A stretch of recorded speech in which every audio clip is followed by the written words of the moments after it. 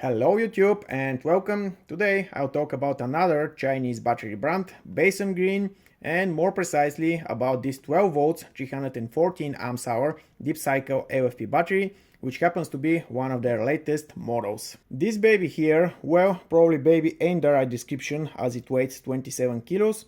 This thing here is designed for solar power systems, RVs, golf carts, yachts, UPS systems, and so on. It can deliver a maximum continuous discharge current of 150 amps. It's equipped with an intelligent BMS providing multiple protections like overvoltage, undervoltage, overload, temperature protection, short circuit protection, and others. The battery is equipped with Bluetooth connectivity and you can monitor the majority of the BMS parameters on your smartphone. The battery is shipped in a cardboard box where it's protected by a really thick layer of foam, and it's accompanied by a charger, which is a really nice addition to your purchase. Of course, it's a really cheap, really simple all plastic charger supporting a maximum charging current of 10 amps.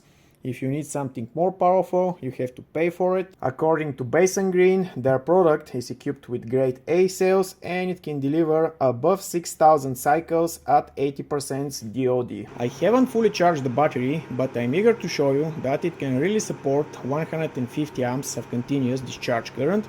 That's why I hooked to it this power inverter and this household electric heater. I'll be monitoring the discharge current using my Fluke clamp meter. Right now the discharge current is 82 amps. The electric heater is working at level 1. Let's switch it to level 2. The discharge current is rising, 130 amps, 140, 150, and it's rising even more, 160, 162. Now it's slightly dropping, but as you can see, the battery has no issue of supporting a continuous discharge current of about 155 amps.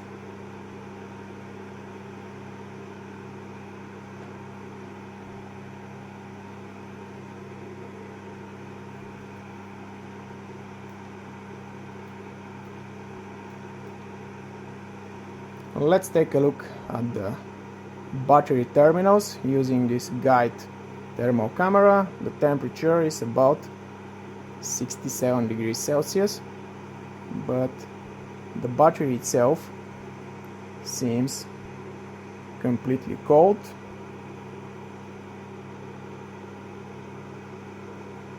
Finally, the battery is fully charged, which can be easily verified by the smartphone application of the manufacturer. You can see 100%. Now, as it goes for the application itself, well, it definitely needs an improvement. So, what exact information the application is giving us? Well, the battery voltage, the discharge or the charge current, the power, the MOSFET temperature, the temperature of the battery itself, and the maximum and the minimum cell voltage. And speaking about cell voltage, the application is giving us the exact voltage of each of the 4 cells. Under the base message section we can find some additional information like the number of cycles, the manufacturing date, whether the cells are balanced or not, the status of the different BMS protections like undervoltage, overvoltage, the status of the MOSFET, and whether there are some faults on it. Let's verify the capacity of the battery using the same test trick. I will run the electric heater at level 1, draining about 80 amps. If the capacity is true, the battery should be able to power the electric heater for slightly less than 4 hours. So let's proceed.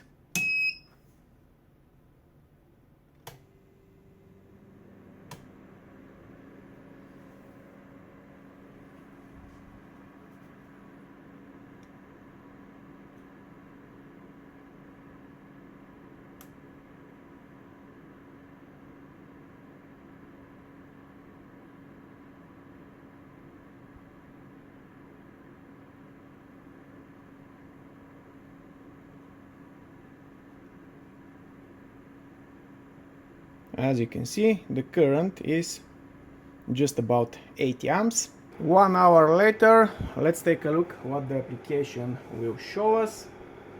The battery is at 73%. And if we take a look at the battery with this thermal camera, it's relatively cold, except for this hot spot where the cross mark is. The cables are at about 46 degrees Celsius. Probably the hot spot is the internal cabling of the power terminals.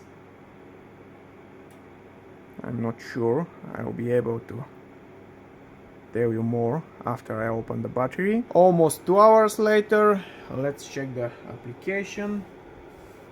And the battery is at 50%. And this is the situation after 3 hours.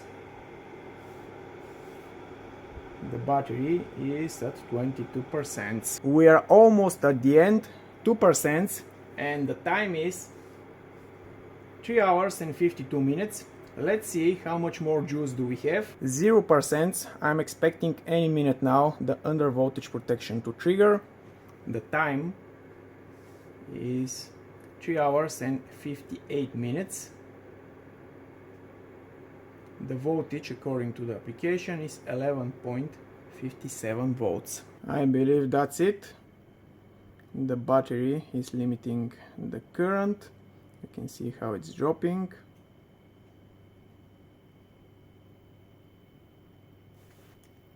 The voltage 10.5.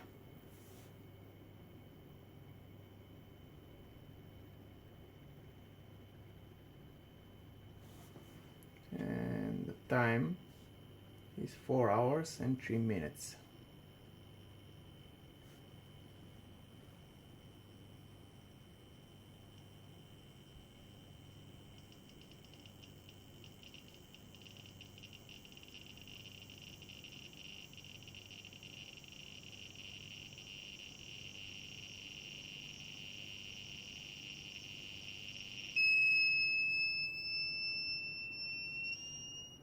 That's it.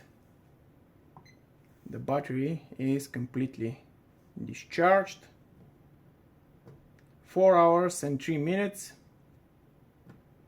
The voltage 10.4 volts. Well, the average discharge current was about 80 amps. If we do the math, we can see that the battery was able to provide 320 amps hour, which is more than the advertised 314. And I think this is a really amazing performance from this relatively small package. Now, let's take a look inside, and just like I told you, the hotspot we were monitoring on my thermal camera comes from the internal cabling of the battery, and more precisely from this cable, which most likely had been touching the wall of the battery.